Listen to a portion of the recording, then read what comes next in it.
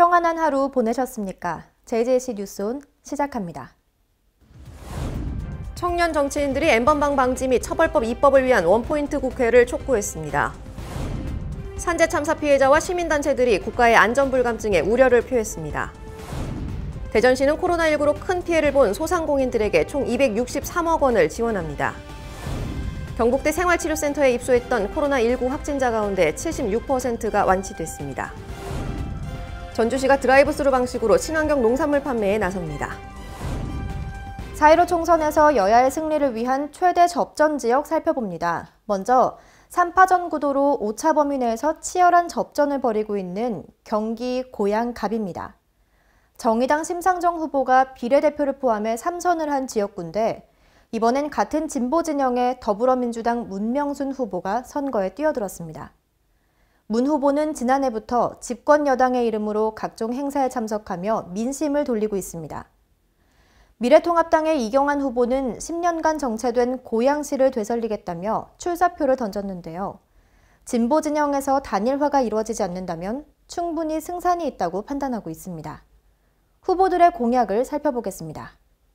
정의당 심 후보는 고양시를 환경경제도시, 문화예술도시로 새롭게 만들어 경기도 내 최고 도시로 성장시키는 고양 그랜드 플랜을 제시했습니다. 또한 40년 동안 고양의 발전을 가로막았던 2중 3중의 규제를 풀어야 한다며 수도권 정비계획법 등의 그린 뉴딜 고양 전략을 세웠습니다. 고양의 가치를 높여 덕양과 일산의 격차를 줄이겠다면서 균형 있는 발전과 대곡역 고양 국제철도터미널 유치 등을 공약으로 내세웠습니다. 민주당 문 후보는 집권 여당임을 강조하며 문재인 대통령과 이재명 경기도지사, 이재준 고양시장 등과 연계해 지역 경제를 발전시키겠다고 밝혔습니다. 금융인 출신답게 금융공기업을 유치하고 특례시 지정에 힘쓸 예정입니다. 또한 고양 북동부 지역의 교통, 교육, 복지 개선과 일자리 확대 등의 정책을 추진하겠다고 전했습니다. 통합당 이 후보는 낙후한 교통과 교육 기반을 확충하고 도농 복합 지역인 고양시에 인공지능과 농업을 연계한 스마트팜을 도입할 계획입니다. 도시민을 대상으로 한 빅데이터 기반 바이오 벤처기업 등 양질의 일자리를 만들고 시민의 소득을 높여 자족 기능을 강화하겠다고 밝혔습니다. 또한 수도권 정비계획법 개정을 통한 효율적인 광역행정 서비스를 공약으로 내걸었습니다. 여론조사 결과입니다. 5차 범위 내에서 3명의 후보가 다투고 있는데요. 심상정 후보가 34.5%, 문명순 후보 33.5%, 이경환 후보 20.7%로 진보 진영의 두 후보가 치열한 접전을 벌이고 있습니다. 당선 가능성 조사 결과 심상정 후보가 39.6%, 문명순 후보 26.3%, 이경환 후보 16.1%로 현재 지역구 의원인 심 후보가 앞서고 있습니다. 거대 양당 신인들의 거센 도전에 터줏대감이 지역을 지켜낼 수 있을지 그 결과에 관심이 쏠리고 있습니다. 다음 접전 지역은 경기 북부의 또 다른 격전지, 남양주 병입니다. 미래통합당 주광덕 후보는 검찰 출신으로 조국 저격수라는 별명이 붙을 정도로 조국 전 법무부 장관 낙마에 집중했던 인물입니다. 현 지역구 의원인 주 후보의 도전장을 내민 민주당의 후보는 변호사인 김용민 후보입니다. 김 후보는 조국 장관 시절 법무검찰개혁위원회 의원으로 활동한 바 있어 주 후보의 대항마로 전략 공천된 셈입니다. 후보들의 공약 살펴봅니다. 통합당 주 후보는 최근 텔레그램 N번방 사건과 관련한 국민적 분노에 공감하면서 아청법, 성폭력 범죄특례법 등의 처벌을 강화하는 내용의 입법을 예고했습니다. 또한 코로나19 사태로 온라인 개학이 예정된 만큼 시청자 미디어 센터 활용을 통한 온라인 미디어 교육 방안을 공약으로 내세웠습니다. 민주당 김 후보는 첫 번째로 교통정책을 약속했습니다. 다산 신도시와 3기 신도시에 걸맞게 지하철 5, 6, 7, 8, 9호선을 연장하겠다는 계획입니다. 또한 글로벌 영상문화 콘텐츠 허브 산업단지를 만들고 대형 종합병원을 세울 뿐만 아니라 육아종합지원센터 등의 복지시설을 확충하고 지역 특성에 맞는 교육 환경을 만들겠다고 밝혔습니다. 여론조사 결과 알아보겠습니다. 민주당 김용민 후보가 41.5%, 통합당 주광덕 후보가 41.1%, 정의당 장형진 후보 3.2%입니다. 주 후보와 김 후보가 소수점 한 자리에 근소한 차이로 접전을 벌이고 있습니다. 당선 가능성 조사 결과는 약간 다른데요. 주 후보가 46.76%, 김 후보가 40.3%, 장영진 후보 2.8%로 현 국회의원인 주 후보가 앞서고 있습니다. 검찰개혁과 이른바 조국 대전이 쟁점인 만큼 전략공천이 더해진 후보들의 경쟁. 지역 주민들은 프레임 싸움보다는 출퇴근하기 힘든 지역의 대중교통 문제 해결을 바라고 있습니다. 국민이 물으면 정부가 답하는 국민청원. 국정 현안과 관련해 누구나 청원을 제기하고 국민 다수의 목소리를 모을 수 있는데요. 20만 명 이상의 동의를 받으면 정부와 청와대 관계자들의 답변을 받게 됩니다. 오늘 소개해드릴 내용은 렌트카를 훔쳐 사망사고를 낸 10대를 엄중히 처벌해달라는 청원입니다. 최근 많은 이들을 공분케 한 사건이 있었습니다. 대전에서 10대들이 뺑소니 사고를 냈는데 생활비를 벌기 위해 아르바이트를 하던 청년이 이 사고로 숨졌지만 처벌을 받는 사람은 없습니다. 가해자들이 어리기 때문인데요. 현행법상 만 14세 미만은 형사 미성년자여서 형사처분을 받지 않습니다. 다만 만 10세 이상 14세 미만인 촉법 소년은 사회봉사명령이나 소년원 보호처분을 받게 되는데 이 소년원 송치는 전과 기록으로 남지 않습니다. 렌트카를 훔쳐서 서울에서 대전까지 무면허로 운전하고 사망사고까지 발생했지만 누구도 책임지지 않고 사과하지 않았습니다. 더욱이 가해자들은 렌트카 앞에서 자랑스레 인증사진을 찍기도 했습니다. 이에 공분한 많은 국민은 소년법을 개정해야 한다는 목소리를 높이고 있습니다. 지난 2일 이들은 사람을 죽인 범죄자라며 비슷한 피해자가 또 발생하지 않도록 가해자들을 엄중히 처벌해달라는 청원이 올라왔습니다. 해당 청원에는 6일 오후 1시를 기준으로 87만 800여 명이 참여했습니다. 청원이 한 달여 남은 만큼 참여자는 더 늘어날 것으로 보입니다. 한 주간의 국회 소식입니다. 텔레그램 N번방에 가담한 사람과 피해자 수가 많죠. 그동안 디지털 성범죄에 대한 처벌이 가벼웠던 만큼 같은 일이 또다시 발생하지 않도록 관련 법을 신속 입법해달라는 목소리가 높아지고 있습니다. 국회에서는 원포인트 국회를 촉구하는 기자회견이 열렸습니다. 지난 1일 국회 소통관에서 정의당, 녹색당, 미래당, 민중당의 청년 정치인들이 모여 텔레그램 N번방 방지와 처벌법 입법을 위한 4.15 총선 전 원포인트 국회를 촉구하는 기자회견을 열었습니다. 민중당 손솔 비례대표 후보는 강력 처벌을 입법하지 않은 20대 국회가 사건의 배후라고 비난했습니다. 직무유기 입법부만이 아니었습니다. 사법부, 법원도 마찬가지였습니다. N번방 파생방에서 가해자들은 길어도 3년도 안 나오고 집행유예가 될 거라며 낄낄거리고 있습니다. 이어 미래당 김소희 비례대표 후보도 N번방 처벌법에 대한 국회의 미온적 태도를 비판했습니다. 텔레그램 N번방은 국회에서 방조해서 키웠습니다. 조주빈은 대한민국의 디지털 성범죄가 솜방망이 처벌이 될 것을 알고 있었습니다. 공권력을 비웃었습니다. 20대 국회는 책임지고 총선 전에 처리하십시오. 이대로 텔레그램 N번방 사건을 방조한다면 20대 국회도 공범입니다. 한편 지난달 30일 정의당 심상정 대표가 직접 문희상 국회의장을 만나 총선 전 원포인트 임시국회를 열어 법안을 신속 처리하자고 제안한 바 있습니다. 문 의장 역시 법안의 필요성을 공감하면서 원포인트 국회에 대해 긍정적 답변을 내놨습니다. 그러나 집권 여당인 더불어민주당이 미온적 태도를 보이고 있고 미래통합당은 원포인트 국회에 대한 어떠한 답변도 내놓고 있지 않아 총선 전 법안 통과에 진통이 예상되고 있습니다. 재난에 의해 가족을 잃은 사람들이 한자리에 모여 재해에 대한 국가의 안전불감증에 우려를 표하고 대책 마련을 촉구했습니다. 지난 1일 국회 소통관에서 생명안전과제 시민사회 공동제안 기자회견이 열렸습니다. 이날 회견에는 4.16 세월호 참사 가족협의회, 가습기 살균제 참사 전국 네트워크, 산재 피해 가족 네트워크 다시는, 전국 장애인 차별철폐연대 등이 참석했습니다. 장편 소설 칼의 노래 저자로도 유명한 김훈 생명안전시민넷 공동대표는 정부의 안전불감증에 대해 우려의 목소리를 냈습니다. 산업재해, 안전재해, 생활재해는 이제 일상화되고 구조화되어서 거기에 반응하는 인간의 감수성조차도 마비되어 가고 있습니다. 이어 정부와 국회가 실효성 있는 대책을 마련하지 못하는 것에도 불만을 토로했습니다. 재난참사 피해자들, 유가족들의 유일한 소망은 재난 참사의 원인을 규명하고 그 원인에 기반한 대책을 마련해서 다시는 같은 재난 참사가 일어나지 않게 함으로써 먼저 떠나보낸 자녀와 가족들의 희생이 헛되지 않게 만드는 것, 그것 하나입니다.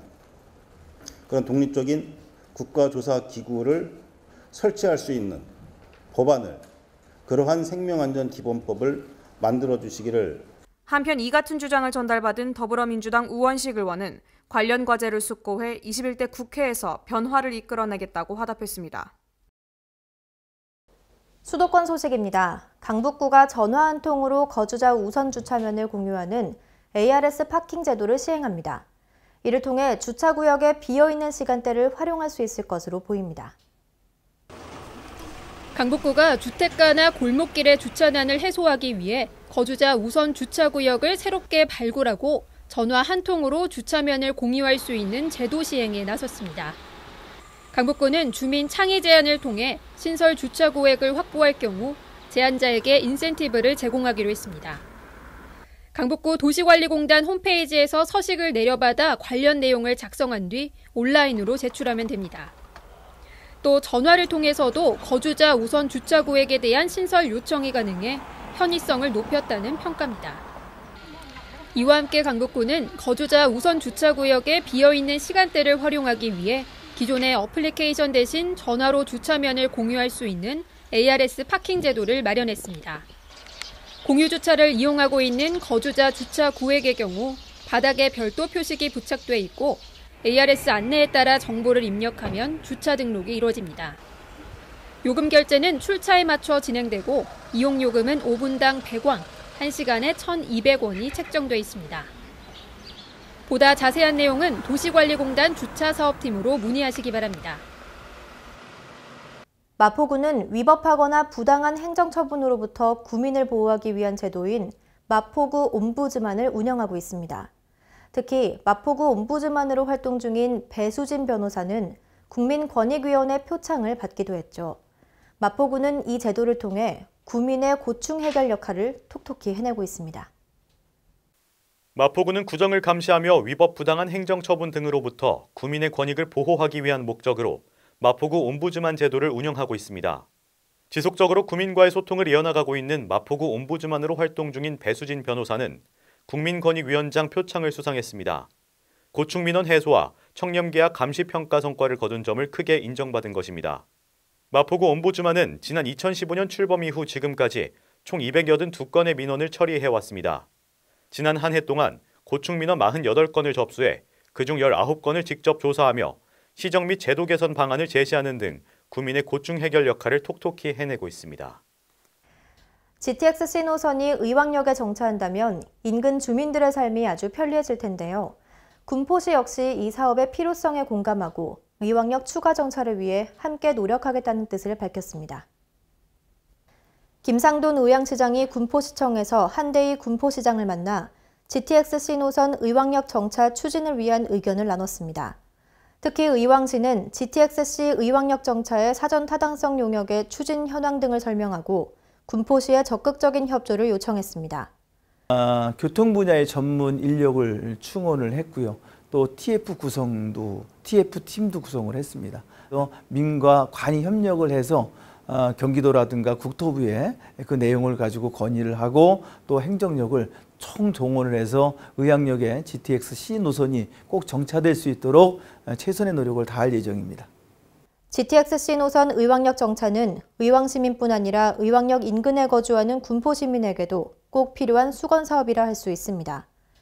이에 군포시 역시 향후 실무 협의 등을 거쳐 의왕시의 노력에 힘을 실어줄 것을 약속했습니다. 의왕시와 군포시가 상생 협력으로 어려운 시기를 잘 극복해 나가길 시민들은 기대하고 있습니다. 다음은 광역시 소식입니다. 대전시는 코로나19로 큰 피해를 본 소상공인들의 경영비용 부담을 줄이고 이들의 피해 복구를 돕기 위해 총 263억 원을 지원합니다. 대전시가 코로나19 확산으로 경영에 어려움을 겪는 소상공인 모두에게 전기, 수도, 가스 등 공공요금 20만 원을 지원합니다. 또한 고용원이 있는 사업주에게는 고용원 1인당 10만 원, 최대 9명까지 사업자 부담분의 건강보험료를 지원해 인건비 등 경영비용에 대한 부담을 줄여주기로 했습니다. 지원 대상은 관내 소재 5인 미만 소상공인이며 도박, 향락, 투기 조장 등 일부 업종은 지원이 제외됩니다. 신청 기간은 4월 1일부터 6월 말까지로 사회적 거리 두기 실천을 위해 비대면 온라인과 우편 접수를 우선 실시할 방침입니다. 경북대학교 기숙사에 마련됐던 생활치료센터에는 지난달 8일부터 28일까지 21일간 코로나19 확진자 373명이 입소했는데 이 중 284명이 치료 후 퇴소하면서 짧은 기간 내 76%가 완치됐습니다. 입소 당시 입원 병실 부족으로 코로나19 확진자의 약 42%인 2,252명이 자가 대기하는 상황이 빚어지면서 시는 경북대학교 측의 협조로 방학 기간 기숙사를 생활치료센터로 사용하게 됐습니다. 경북대 생활치료센터에는 이동호 대구시 건설본부장이 운영 단장을 맡아 대구시 직원들과 함께 환자 입퇴소와 이송, 각종 물품 급식 지원 등의 업무를 수행했습니다. 또 중앙부처의 행정지원과 북부경찰서의 경비지원, 54단 병력의 식사 및 물품 전달 지원, 경북대병원 의료 지원 등 하루 평균 160여 명의 인원이 관리와 지원 업무에 참여했습니다. 경북대 총학생회에서도 방호복을 착용하고 식사 배달 등의 자원봉사로 도움을 주는 한편 생활치료센터 관계자들에게 감사의 손편지를 전달해 감동을 주기도 했습니다.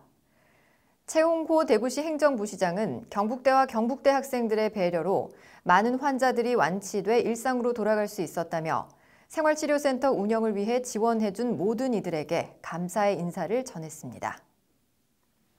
민주주의의 산실로 불리는 광주에서는 온라인 민주주의 플랫폼인 바로소통 광주를 확대 개편했습니다.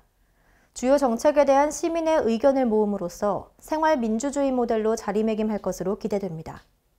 광주시가 시민들의 정책 참여 확대를 위해 온라인 민주주의 플랫폼 바로소통 광주를 확대 개편해 새롭게 선보입니다.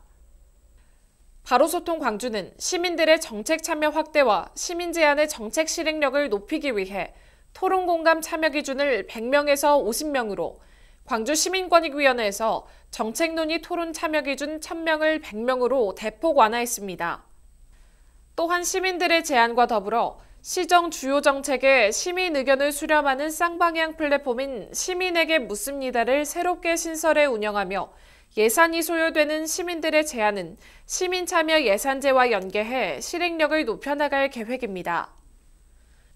광주시는 새롭게 개편된 바로소통 광주에 보다 더 많은 시민들이 참여하고 다양한 생활 민주주의 모델로 자리매김할 수 있도록 노력할 방침입니다. 이어서 강원도 소식입니다.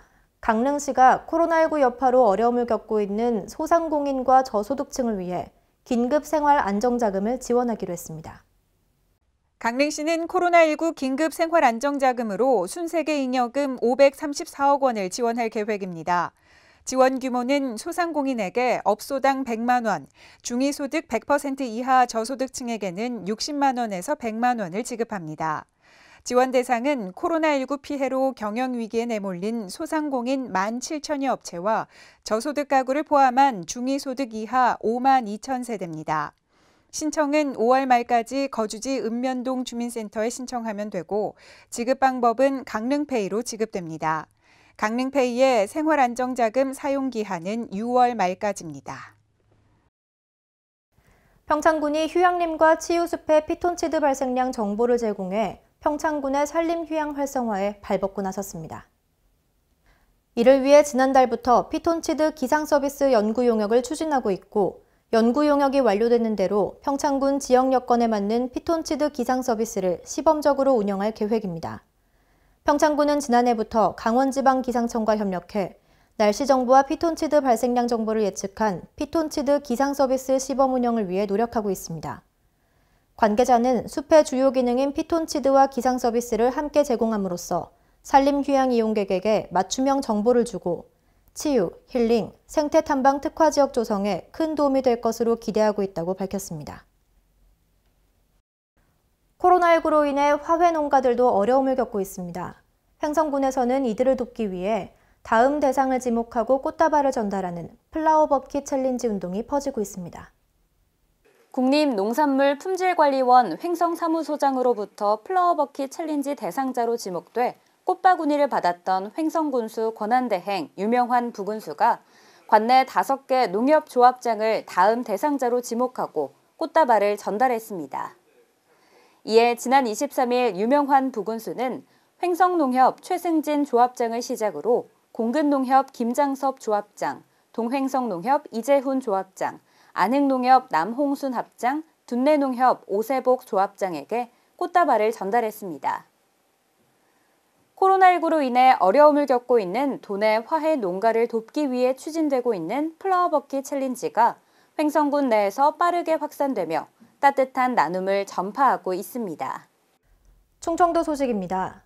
충북 청주시 오송이 화장품 특화 산업단지 조성에 박차를 가하고 있습니다. 개발될 산업용지에 42개의 화장품 관련 업체가 입주 의사를 밝혔습니다. 충청북도가 추진 중인 오송 화장품 산업단지. 충북 청주시 오송 제일생명과학단지 북쪽에 88만 제곱미터 규모로 조성됩니다. 충북 오송이 K뷰티로 불리는 화장품 글로벌 확산기지로 주목받으면서 화장품 특화 산업단지 조성도 속도를 내고 있습니다. 충청북도는 단지 절반을 산업용지로 개발할 계획인데 화장품 관련 기업들의 입주 의향을 조사한 결과 42개 업체가 입주 의사를 밝혔습니다. 비용 대비 경제성도 상당히 높다는 연구 결과도 발표됐습니다. KDI는 공기업 예비 타당성 조사를 실시했고 비용 대비 편익이 2.61을 기록했습니다. 충청북도는 그동안 오송에 대한 화장품 이미지 부각을 위해 다양한 노력을 기울였습니다. 2013년 국내에서 처음으로 개최된 오송 화장품 박람회는 성공했고 지금까지 이어오며 오송을 K뷰티 글로벌 전진기지 이미지를 구축해왔습니다. 오송 식약처 주변에 크고 작은 뷰티 업체들이 입주해 화장품 생산 규모도 경기도에 이어 국내 2위를 차지하고 있습니다. 대규모 컨벤션 기능을 갖춘 청주 전시관이 오는 2023년 완공되면 허가와 생산, 마케팅의 원스톱 시스템까지 완벽히 구축됩니다. 보령시는 아이들이 건강한 사회 구성원으로 거듭나도록 도움을 주는 희망나눔 장학금 후원 사업에 업무 협약을 체결했습니다. 이번 협약은 지난 24일 보령시청에서 김동일 시장과 사단법인 희망을 나누는 사람들 관계자 등이 참석한 가운데 진행됐습니다. 협약에 따라 보령시가 추천한 취약계층 가정의 아동과 청소년들에게 장학금과 컴퓨터를 지원하게 됩니다. 또 독거노인과 기초생활수급자, 한부모 가정 등에게는 2년간 1억 원씩 모두 2억 원의 생활용품을 지원하게 됩니다. 사단법인 희망을 나누는 사람들은 복지 후원기관으로 교육기회를 제공하는 다양한 사업을 실천해오고 있습니다. 경상도 소식입니다. 이제 보육료, 양육수당 등의 지원 신청을 주소지와 상관없이 전국 읍면동 행정복지센터 어디서나 할 수 있게 됐습니다. 보건복지부는 지난 2월 전국 어디서나 보육료와 양육수당을 신청할 수 있도록 영유아 보육법 시행규칙을 개정한 데 이어 사회보장정보시스템 행복이음의 기능 개선을 완료했습니다. 이와 함께 교육부, 여성가족부와의 협의를 마무리하고 유아 학비와 아이 돌봄 서비스의 지원 신청 장소도 확대해 지난 11일부터 서비스를 제공하고 있습니다. 포항 지진특별법이 통과된 이후 포항시는 시행령에 시민들의 의견이 꼼꼼하게 반영되도록 노력해오고 있습니다. 그리고 지진 피해가 가장 컸던 흥해 지역에는 국내 첫 재난지역에 대한 특별 재생 사업이 시작됐습니다. 포항시는 112로 포항 지진으로 가장 많은 피해를 입은 흥해 지역에 대한 지진 피해 지역 특별 재생 사업의 첫 삽을 떴습니다. 24일 흥해읍의 일부 아파트 철거를 시작으로 전파 공동주택에 대한 보상 협의가 끝난 5개 단지 430세대와 공동주택 12개 동, 상가 1개 동의 철거를 추진합니다. 앞으로 이 지역에 코로나로 인해서 침체되었던 그런 지역 경제를 살리는 차원의 일자리 마련, 경제 활성화 이런 부분에 큰 도움이 될 것이고 또 그 공공 건축물이 완공이 됐을 때 지역의 새로운 허브 공간이 될 것입니다. 이번 흥해 지역 재생 사업은 국내 첫 재난지역 특별 재생 사업이며 총 사업비 2,257억 원 규모로 지난해부터 오는 2023년까지 5년간 진행될 예정입니다. 특히 포항시는 그동안 주민들과 여러 차례 협의를 거쳐 지진으로 전파된 공동주택을 매입해 거점 시설 사업 부지로 활용하는 방안을 검토하는 등 이번 재난지역 특별재생 사업이 재난 극복의 모델이 될 수 있도록 최선을 다하고 있습니다. 철거 후에는 공공도서관과 시립 어린이집, 키즈카페와 같은 지원센터를 건립해 행복도시 어울림 플랫폼을 조성할 계획이며 실내 체육시설, 생활문화센터 등 편의시설과 주민들의 안전한 생활공간도 마련할 예정입니다. 이게 이제 행복 어울림 플랫폼으로 생기는 거에 대해서 굉장히 관심들도 많고, 그다음에 이 계기로 인해서 우리 흥해가 많이 발전했으면 좋겠습니다. 그리고 좀 소외된 계층도 그렇고, 그다음에 이제 젊은 사람들도 많이 왔으면 좋겠고요. 이게 도시 재생의 하나의 첫 삽을 뜨면서 우리 흥해가 좀 더 나아지지 않을까 하는 희망을 가지고 있습니다. 포항시는 사업에 대한 지속적인 모니터링과 추가 사업 발굴 등으로 부족한 점을 보완하고 특히 지역경제 활성화와 일자리 창출을 위한 특별 재생 사업을 신속하게 진행할 방침입니다. 전라도 소식입니다. 완주군이 이색적인 삼색 파이를 선보였습니다. 지역 특산품인 삼례 딸기와 망고를 넣어 색을 더했다고 하는데요. 보도에 이정은 기자입니다. 완주군이 완주지역 자활센터 해피트리브레드 사업단에서 딸기맛, 망고맛, 코코아맛 삼색 파이를 선보였습니다. 이번 신제품은 전문가의 도움을 받아 지역 특산품인 삼례 딸기와 망고를 넣어 색깔과 맛이 깊고 풍부해졌고 모양도 기존 초코파이와 차별화한 게 특징입니다. 완주군 관계자는 신제품의 품질을 더욱 높이기 위해 코로나19로 연일 비상근무를 하고 있는 군청을 찾아 신제품 50박스를 전달하고 직원들의 의견을 수렴하면서 품질을 더욱 높였다고 말했습니다. 지금까지 전북에서 이정은이었습니다. 전주시가 드라이브스루 방식을 활용해 친환경 농산물 판매에 나섭니다. 코로나19로 어려움을 겪는 친환경 농가를 돕는 방안인데요. 보도에 강석훈 기자입니다. 전주시가 코로나19로 어려움을 겪는 친환경 농가를 돕기 위해 승차해서 구입이 가능한 드라이브스루 방식으로 친환경 농산물 판매에 나섰습니다. 시는 1일부터 2일 양일간 오후 2시부터 7시까지 전주 종합경기장 주차장에서 2만 원 상당의 농산물 꾸러미 500개를 판매자와 구매자의 접촉을 최소화할 수 있는 드라이브스루 방식으로 선착순 판매합니다.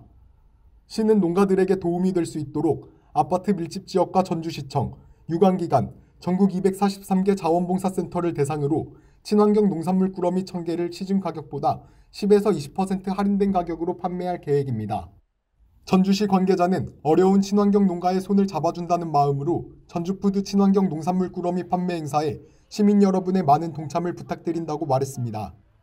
지금까지 전북에서 강석훈이었습니다.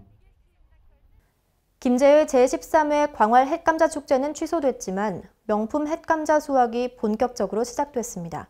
이정은 기자가 전합니다. 김제의 명품 광활 햇감자 본격 수확이 시작됐습니다. 광활 햇감자는 바다를 막아 만든 간척지 토양에다 풍부한 미네랄과 서해에서 불어오는 해풍 등 감자 생육의 천혜의 조건을 갖추고 있어 육질이 단단하고 당도가 높아 인기가 많습니다. 김제농가 관계자는 3중시설의 경우 고온 피해로 수확량이 감소했으나 앞으로 2중시설을 잘 관리해 수확량 증가와 시장에서 좋은 가격이 형성돼 농가소득 향상에 기여하기를 희망한다고 말했습니다. 한편 제13회 광활 햇감자 축제는 코로나19 여파로 취소한다는 입장을 전했습니다. 지금까지 전북에서 이정은이었습니다. 사건 사고 소식입니다. 안전사고는 안전수칙 위반이나 부주의 등으로 인해 눈 깜짝할 새에 일어나곤 합니다. 지난 한 주간 안전사고가 잇따라 발생했습니다. 고양시 일산에서는 공사장에서 관계자가 맨홀 아래로 추락하는 사고가 있었습니다. 사고가 발생한 건 지난달 30일 오후 4시 반쯤입니다. 신고를 받고 출동한 소방당국이 현장을 확인한 결과 공사장 관계자 A씨가 약 6에서 7m 깊이의 맨홀 아래로 추락해 있는 상황이었습니다. 보호자의 말에 의하면 A씨는 헬멧을 주우려다가 맨홀에 빠진 것으로 보입니다. A씨는 허리 통증과 다리의 운동 저하를 호소해 인근 병원으로 이송됐습니다. 좁은 면적에 많은 차를 세울 수 있는 기계식 주차장, 그 수가 점점 늘면서 안전사고도 증가하고 있습니다. 지난 2일 수원에서 발생한 기계식 주차장 안전사고 소식입니다. 지난 2일 오전 10시께 수원시 팔달구의 한 기계식 주차장에서 승용차 한 대가 리프트가 도착하지 않은 상태에서 주차장에 진입하다가 지하 1층으로 추락했습니다. 구조대는 승용차 탑승자 2명을 구조했고 2층에서 내려오던 승용차를 안전히 옥상 주차장으로 이동시켰습니다. 다행히 인명피해는 없었지만 해마다 기계식 주차장 안전사고는 계속해서 발생하고 있습니다. 한국교통안전공단이 발표한 통계자료에 의하면 2014년부터 5년간 총 54건의 안전사고가 발생해 30명이 숨진 바 있습니다. 사고 원인은 기계 결함이나 환경적 결함보다 인적 요인이 압도적으로 큰 비중을 차지했습니다. 공단은 사고를 예방하기 위해 이용자와 관리자가 올바른 조작 방법을 숙지하고 안전점검을 하는 등 안전수칙을 꼭 지켜야 한다고 당부했습니다. 이제 총선이 코앞으로 다가왔습니다. 사회적 거리두기 기간 중 치러져서 혼선이 예상되기도 합니다. 투표소 안에서는 마스크를 꼭 착용하고 앞 사람과 충분히 거리를 두셔야겠습니다. 당일 증상이 있는 사람은 따로 마련된 임시기표소에서 투표를 진행한다고 합니다. 여러분의 참정권을 스스로 지켜서 소중한 한 표를 행사하시기 바랍니다. 이상 뉴스 마칩니다. 함께해 주신 여러분 고맙습니다.